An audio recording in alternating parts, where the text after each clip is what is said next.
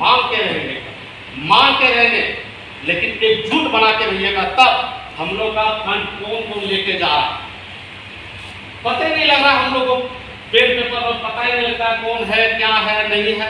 इसी वजह से हम लोग एकजुटता बना के रखिए। मैं इसी वाणी को विराम देता हूँ। जय झारखंड, जय संविधान। कि ऐसा हो मैंने सोचते थे, लेकिन देखने में आज मिल गया कि जो सोच रहे थे वो मिल गया। जिनको भाई को जो अम्बेडकर जी का अंश लगा, जो समझा पढ़ा लिखा, उस हिसाब से आज हम लोग का बीच आके हम लोग जमा हुए हैं, तो बहुत खुशी की बात है। जब हर गांव में जैसे जोड़ने वाला जो काम होगा, जोड़ते जोड़ते गांव तक पहुंचेगा। जैसे जो थाना का काम करता है, जो ब्लॉक को काम करता है, जो जिला का काम करता है, तो पहले तो काम करके वो तो दिखा दिया कि हम ये काम करते हैं। जितना हम लोग पिछड़ी कास्ट का जो है वो तो उतना दूर तक पहुंच नहीं पाते थे, पहले न पहुँचे हैं। वही बात हम दो शब्द बोलना चाहते हैं कि जैसे मान ले गांव में हम लोग जोड़ेंगे तो वो सब जो है उस कैटेगरी का आदमी वो तो तकलीफ तो बुझाएगा, फंसाने वाला काम तो जरूर करेगा और वो हटाने वाला काम जरूर करेगा। इसको पीछे कैसे ढक लें, इसलिए मैं कहना चाहता हूँ हर भाई को और समाज से कि कोई भी मुसीबत में अगर फोन जाए, अगर कोई भी साथी फंसा है तो उस जगह में वो फोन जाने के बाद अगर 500 आदमी का जरूरत पड़ेगा उसमें दौड़ जाना, तब क्योंकि तभी मनोबल सभी का हिम्मत बढ़ेगा, कलेजा बढ़ेगा, सब का काम कर सकता है। मैं कुछ नहीं करेगा, उसके ऊपर मुसीबत पड़ा है वो हट जाएगा, उसके ऊपर तकलीफ पड़ा वो हट जाएगा, नहीं, हर मुसीबत में काम देना ज़्यादा रहेगा और मान रहेगा, तब हम लोग जो है आगे बढ़ के कुछ काम कर सकते हैं। अगर हम कहीं फंस गया तो हमको छुड़ाने का भी काम करना होगा। यही हम कह के आपका वाणी को विराम देते हैं। तो सूरज निकला ना होता, हम दलितों के जीवन में उजाला नहीं होता, आज मर गए होते घुट घुट के जिंदगी में, अगर बाबा साहब हमारा रखवाला ना होता, बाबा साहब हमारे इस पावन धरती पे जन्मे तथागत गौतम बुद्ध के चरणों में कोटि कोटि नमन करते हुए तथा हमारे पूरा भारत में शिक्षा की बीज रोपित करने वाली माता सावित्रीबाई फुले, माता फातिमा से पिता ज्योतिबा फुले के चरणों में कोटि कोटि नमन करते हुए तथा पूरा छितरे हुए समाज, बिखरे हुए समाज, टूटे हुए समाज को एक फूलों की तरह, एक फूलों की माला में बांध कर रखने वाले वैसे मान्यवर काशीराम साहब के चरणों में कोटि कोटि नमन करते हुए, जब कुत्ता पानी पी सकता था पर हम जैसे लोगों को पानी पीने का अधिकार नहीं था, वैसे जगह पर Thums Up, Coca Cola, Bisleri जैसे व्यवस्था देने वाले, महिलाओं के लिए प्रसूति अवकाश दिलाने वाले, छात्रवृत्ति जैसे व्यवस्था दिलाने वाले, रिजर्व बैंक ऑफ इंडिया जैसे व्यवस्था देने वाला, विश्व की सबसे बड़ा लोकतांत्रिक व्यवस्था देने वाले वैसे महानायक विद्वान डॉक्टर बाबा साहब भीमराव अम्बेडकर के चरणों में नमन। हमारे इस मंच में आसीन सभी अतिथिगण तथा हमारे मुख्य अतिथिगण जो यहाँ से चले गए हैं तथा और भी जो हमारे अधिकारी लोग हैं, उन सभी को मेरे तरफ से जय भीम, नमो बुद्धाय, क्रांतिकारी नीला सलाम। मैं शॉर्ट में बात रखूंगा, ज़्यादा लंबा में नहीं ले जाऊंगा, क्योंकि पहले बोल चुके हैं कि वक्त थोड़ा ज़्यादा है, वक्त थोड़ा कम है। इसलिए जो है मैं कहना चाहता हूं कि देखिए, ये आज़ादी हमको इतना आसानी से मिलेगा नहीं। ये आज़ादी जो मांगने से जो सिर्फ भीख मिलता है, आज़ादी हमको मिलेगा नहीं, आज़ादी को हमको छीनना पड़ेगा। भीख मांगने से मिलता है, आज़ादी नहीं मिलेगा हमको। इसलिए बताता हूं कि इसके लिए जब तक हमें सहकारिता से लाभ ना मिल जाए तब तक हम संघर्ष करेंगे, ना झुकेंगे, ना रुकेंगे, ना बिकेंगे, ना ही किसी से डरेंगे। एक बात मैं और बता देना चाहता हूं कि बाबा साहब अम्बेडकर ने एक बात बोला था कि मैं हर तकलीफों का मुकम्मल जवाब हूं, मैं हर तकलीफों का मुकम्मल जवाब हूं, कभी वक्त मिले तो पढ़ना मैं भारत का संविधान हूं। संविधान में सब कुछ प्रावधान है, संविधान में सब कुछ प्रावधान है, लेकिन हम लोग पढ़े लिखे नहीं है और नहीं पढ़ते हैं। हम लोग पढ़ते हैं, रामचरितमानस पढ़ते हैं, महाभारत पढ़ते हैं, हनुमान चालीसा पढ़ते हैं, लेकिन संविधान में जो हमारा अधिकार है उस अधिकार को नहीं पढ़ते। तो आप लोगों से मेरा यही विनती है कि हम लोग को कड़ी मेहनत करना है। और हम लोग को एक कहावत और कर देता हूँ कि 100 दिन बकरियों का जिंदगी जीने से अच्छा एक दिन शेर का जिया जाए। हम लोग को आज़ादी मांगते मांगते जो थक गए, नहीं दे रहा है। अब हम लोग को लिए देखिए, इस देश को जो है आज़ादी के लिए नरम दल के लिए भी आवश्यकता हुआ है और गर्म दल के लिए भी। तो मैं नहीं चाहता हूँ कि नहीं ज़्यादा गर्म होना है, नहीं ज़्यादा नरम होना है, मीडियम में रहेंगे और ताबड़तोड़ करेंगे और हर जगह पे हम लोग जो भी हमारा मकसद उस मकसद को पूरा करेंगे। कभी भी जो है समुद्र या नदी जो है पहाड़ से नहीं पूछता है कि हमको जाना का, हमको रास्ता दे दीजिए, वो खुद ब खुद रास्ता निकाल लेता है। हम लोग के अंदर उस तरह से होना चाहिए कैपेसिटी, खुद ब खुद रास्ता निकाल लेंगे। निकाल पाएंगे कि नहीं? नॉलेज होना चाहिए, संविधान का अधिकार हम लोग को जरूर पता होना चाहिए। चलिए मैं चंद शब्दों में इतना ही कहकर मैं अपना वाणी को विराम दूंगा। फूलों की कहानी बहारों ने लिखी, रातों की कहानी सितारों ने लिखी। फूलों की कहानी बहारों ने लिखी, रातों की कहानी सितारों ने लिखी। अब नहीं है हम किसी का गुलाम, क्योंकि हमारी कहानी बाबा साहब ने लिखी। बाबा साहब जय हिंद।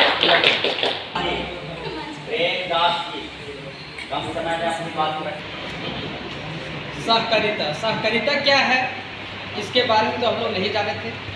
सबसे पहले हमारे मेघलाल जी और कीर्ति जो अभी बोल के गए, उन्होंने हम लोग को जानकारी किया। और सहकारिता के बारे में जब हम लोग देखे और सुने और जाने तो इतना अच्छा लगा कि हम लोग को हर एक चीज़ से इसी में सारा कुछ है, लेकिन हम लोग नहीं जानते थे। इसके कारण से हम लोग बिछड़ चुके थे।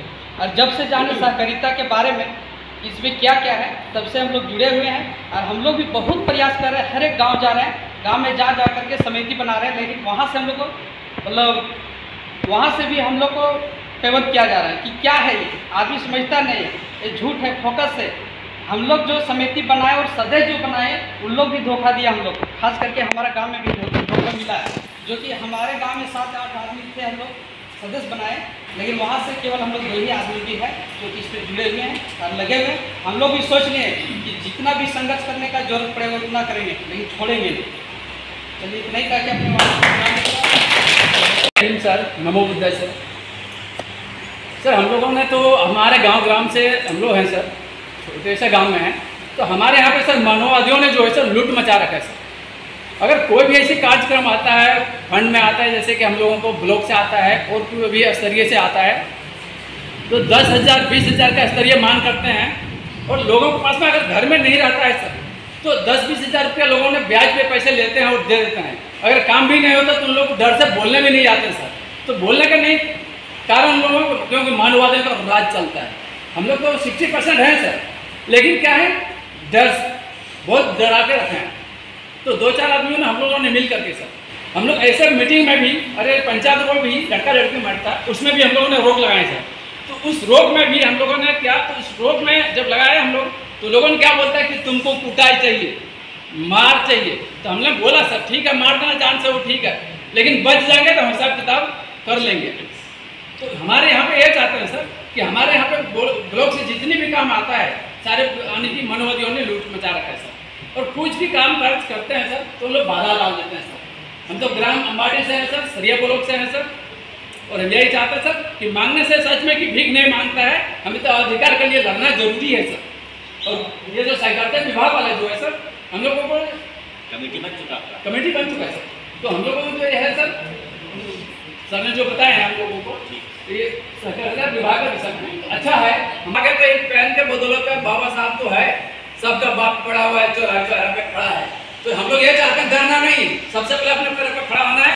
सर्वप्रथम बाबा साहब डॉक्टर भीमराव अम्बेडकर, कांसीराम, संत रविदास, घासीदास, जितने भी हमारे समाज में गुरु महापुरुष चलने हैं, उन लोग को मैं उनके चरणों में नमन करते हुए आज की सभा में मुख्य रूप से उपस्थित हमारे गार्जियन स्वरूप संतोष जी, हमारे राजू भाई आज के मंच संचालक, हमारे मंच अध्यक्ष मिथिलेश जी, मेघलाल भाई, शंभू जी, हमारे कोडरमा से राजेंद्र जी, गिरिडीह से विजय भाई, अन्य जो भी सक्रिय मेंबर हैं, सभी को मेरा सादर जय भीम।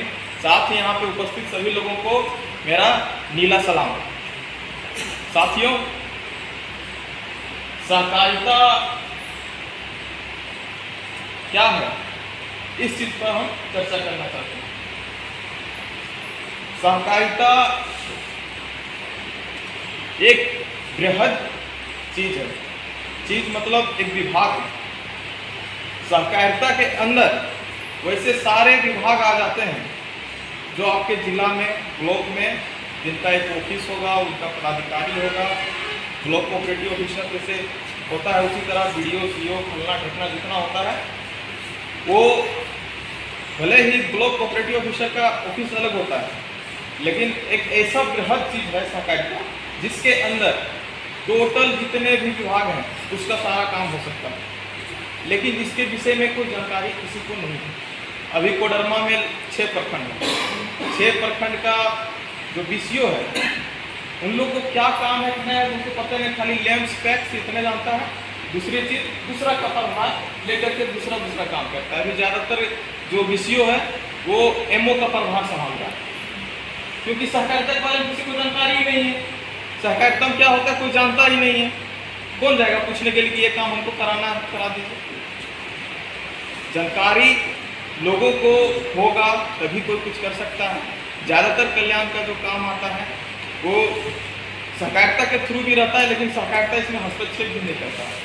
कल्याण का बात करें तो इसमें निगम भी कहीं ना कहीं छुपा है, लेकिन लोग जानता नहीं।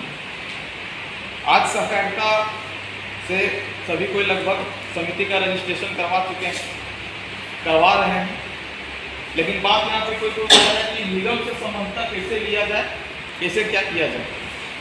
तो निगम एक तरह से देखा जाए तो हम लोग को आरक्षण 1935 से शुरू हुआ था, जब बाबा साहब संघर्ष किए और उस समय अंग्रेजों का शासन था, तो उन्होंने लड़ करके हम लोग को अधिकार दिलाने का प्रयास किया हर चीज़ में। 1935 से आरक्षण शुरू हो गया था। कभी पढ़िएगा तो आज़ादी के बाद नहीं, हम लोग को आज़ादी पहले ही आरक्षण मिल चुका था, खास करके शेड्यूल कास्ट को आज़ादी के बाद से मिला। तो जब बाबा साहब ने इसका प्रावधान किया आरक्षण का, तो पहले जो कल्याण चलता था, कल्याण विभाग स्थापित हुआ तो उसमें 3-4 कैटेगरी आ गया।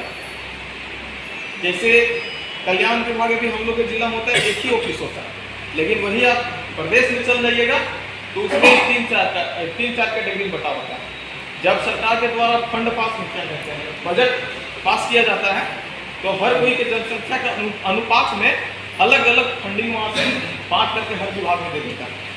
विभाग एक ही है, लेकिन हर निगम को अलग अलग दे देता है।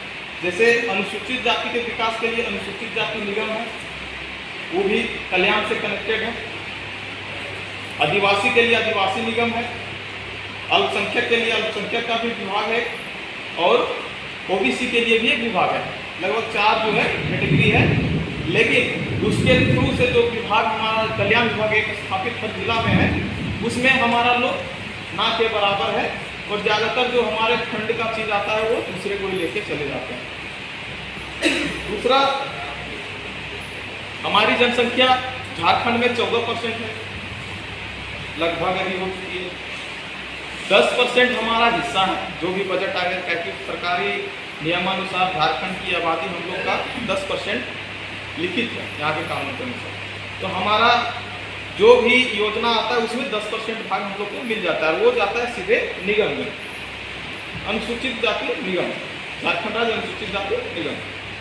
अब उसमें क्या है, 10% जो फंड आया उससे मेरा विकास 1% भी नहीं हो पाया। क्यों नहीं हो पाया है? क्योंकि हम लोग को उसके बारे में जानकारी ही नहीं था, और जब जानकारी होने लगा तो वहाँ के द्वारा सुलभ बहुत अच्छे योजना तो निकलते रहता है हमेशा, लेकिन उसका एक कहावत है कि सम योजना और विषम नियम। नियम ही इतना कड़ा बना दिया जाता है कि उसको कोई फॉलो नहीं कर सकता, फॉलो नहीं कर सकता। अब इसको सुलभ करने का एक ही तरीका है, जैसे पंचायत, हम लगभग लोग पंचायत से होंगे, पंचायत स्तरीय लोग हैं, गाँव के लोग हैं, पंचायत को ही जानते होंगे, शहर के लोग निगम को जानते हैं, नगर निगम वगैरह। तो पंचायत में जो चुनाव होता है उसमें मुखिया का चुनाव तो प्रत्यक्ष रूप से हो जाता है, वार्ड का भी प्रत्यक्ष रूप से होता है। मुखिया जो है अध्यक्षता करता है, और वार्ड लोग जो अपना अपना क्षेत्र का जो भी योजना है उसको चढ़ाता है, योजना का जो भी काम आता है सब वार्ड करता है। और उसमें भी वहाँ कार्यकारिणी का बैठक होता है, जितने भी सदस्य हैं जो जीत करके जाते हैं, चुन करके जाते हैं, उस सब का बैठक एक, जैसे एक तो होता है आम सभा, वो जो जनरल होता है सभी लोग जाते हैं। एक कार्यकारिणी का जो आम सभा में जो योजना लिखाता है लोग, वो सारे योजना पास कभी नहीं होता। आप देख लीजिएगा क्यों नहीं होता है, क्योंकि एक अंदर में जैसे एक रूम के बाहर मीटिंग की है सभी के सामने, और सरकार के नियमानुसार एक रूम के अंदर किया जाता है, जिसमें जो जरूरी है, जो अपना आदमी है वो सब पास करता है।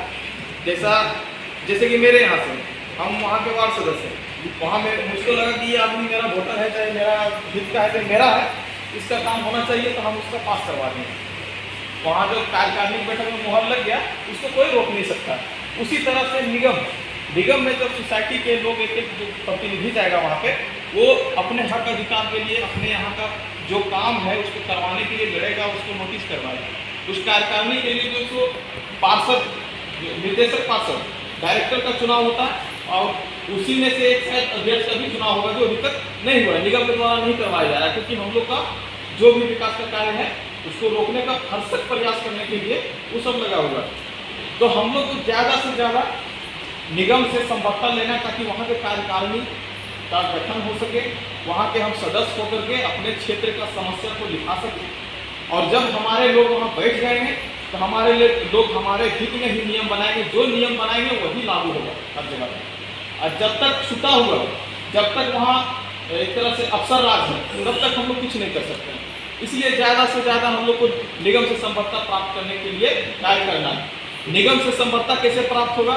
हमारे पास से अभी है ना चिट्ठी है, चिट्ठी तो वहाँ मिल जाएगा आप लोग को। उस चिट्ठी के अनुसार सब लिखा हुआ है कि उपविधि मतलब बाइलॉज का हर जो रजिस्ट्रेशन हो चुका है, उस बाइलॉज का जो हर पन्ना का फोटोकॉपी लगेगा।